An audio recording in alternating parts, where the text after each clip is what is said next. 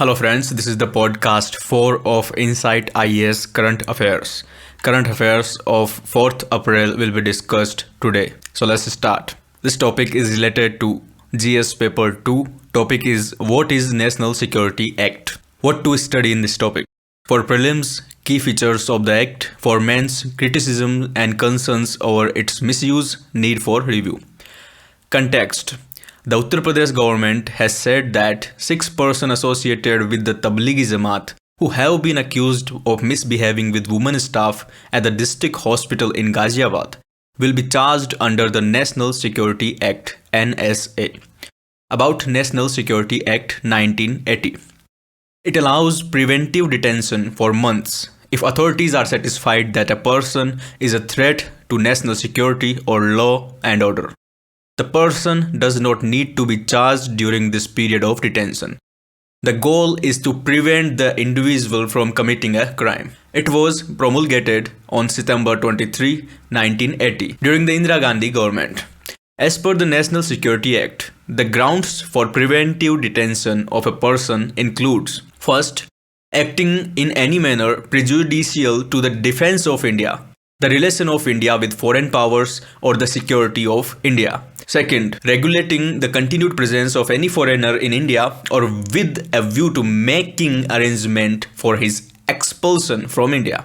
Third, preventing them from acting in any manner prejudicial to the security of the state or from acting in any manner prejudicial to the maintenance of public order or from acting in any manner prejudicial to the maintenance of supplies and services essential to the community it is necessary so to do. What the Constitution says. Article 22 3b of the Constitution allows for preventive detention and restriction on personal liberty for reasons of the state security and public order. Article 22(4) states that no law providing for preventing detention shall authorize the detention of a person for a longer period than 3 months unless an advisory board reports sufficient causes for extended detention. The 44th Amendment Act of 1978 has reduced the period of detention without obtaining the opinion of an advisory board from there to 2 months. However, this provision has not yet been brought into the force. Hence, the original period of 3 months still continues. Duration. Under the National Security Act, an individual can be detained without a charge for up to 12 months. The state government needs to be intimated that a person has been detained under the NSA. A person detained under the National Security Act can be held for 10 days without being told the charges against them. Appeal. The detained person can appeal before a High Court Advisory Board, but they are not allowed a lawyer during the trial. Criticisms. The NSA has repeatedly come under criticism for the way it is used by the police. As per Law Commission report from 2001, more than 14 lakh people were held under preventive laws in India. How is it draconian? If a person is arrested, then he/she enjoys certain rights bestowed by the Indian Constitution. The person has to be informed of the reason for the arrest. Under Section 50 of the Criminal Procedure Code (CRPC), the person arrested has to be informed. First, however, in the case of NSA, the person can be held up to 10 days without being informed of the reason. Second, Section 56 and 76 of the same penal code guarantee the detained person to be produced before a court within 24 hours. Apart from this, Article 22(1) of the Constitution allows the detainee to seek legal advice from a legal practitioner. However, under the NSA, none of these above mentioned basis right is permitted to the suspect. Next topic is Bacillus calmette-guerin (BCG) vaccine. What to study? For prelims, use and applicability of the vaccine. What is TB? For mains, criticism with respect to the recent report on usage of this vaccine to treat COVID-19. Context. According to a US-based research, a combination of reduced morbidity and mortality could make the Bacillus calmette-guerin BCG vaccination a game changer in the fight against novel coronavirus. What is a BCG vaccine? Bacillus calmette-guerin (BCG) vaccine is a vaccine primarily used against tuberculosis (TB). In countries where TB or leprosy is common, one dose is recommended in healthy babies as close to the time of birth as possible.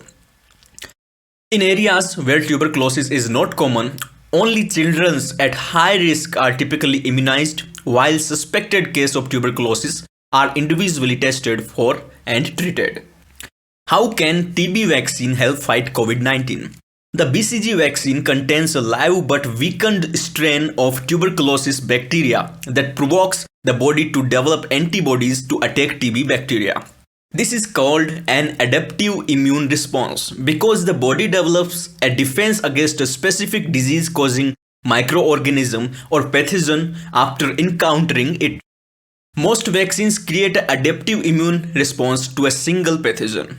Unlike other vaccines, the BCG vaccine may also boost the innate immune system, first-line defense that keep a variety of pathogens from entering the body or from establishing an infection. But what's the concern now? Doctors and scientists in India have expressed caution on the study which argues that countries that have deployed the BCG tuberculosis vaccine in their immunization program have seen fewer deaths from COVID-19. They say it is premature for India that has had a consistent TB vaccination policy since 1968 to take comfort from the study. Next topic is Asian Infrastructure Investment Bank (AIIB). What to study? For prelims, AIIB structure, voting and share of countries (NIIF). For mains, AIIB significance, need for infrastructure funding. Context: India seeks $6 billion loan from AIIB (ADB) to combat COVID-19. The central government is in talk with Asian Infrastructure Investment Bank and Asian Development Bank to secure these loans to further the testing and infrastructure facility in the country. Background: India has already secured $1 billion funding from World Bank to better its health sector for fighting against the coronavirus pandemic. According to the previous report, the World Bank has approved fast-track $1 billion India COVID Emergency Response and Health System Preparedness Project to help India prevent, detect and respond to the pandemic and better its public health preparedness. It was the largest ever healthcare sector support from the World Bank. What is AIIB? Asian Infrastructure Investment Bank (AIIB) is a multilateral development bank with a mission to improve social and economical outcomes in Asia and beyond. It is headquartered in Beijing. It commenced operation in January 2016. By investing in sustainable infrastructure and other productive sector today, it aims to connect people, services and markets that over time will impact lives of billions and build a better future. Various organs of AIIB. Board of Governor.